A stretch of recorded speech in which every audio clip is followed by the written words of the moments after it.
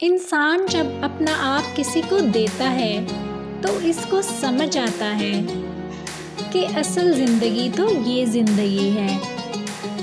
وہ اپنے آپ کو بیچ دیتا ہے، پھر وہ کہتا ہے کہ میرا دام انسان نہیں لگا سکتا۔ وہ سمجھتا ہے کہ کسی انسان کے لیے فنا ہونے سے بدرجہ بہتر ہے کہ میں مالک کائنات کے لیے فنا ہو جاؤں۔ بے شمار لوگ ایسے ہیں جنہوں نے خود کو تب جانا کہ جب ان کو نیک لوگوں کی صحبت ملی۔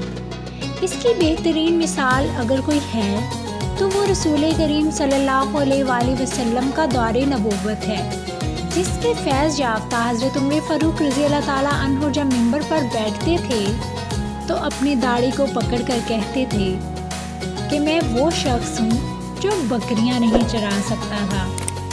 یہ حضور صلی اللہ علیہ وآلہ وسلم کی صحبت تھی جس نے مجھے اس قابل بنایا۔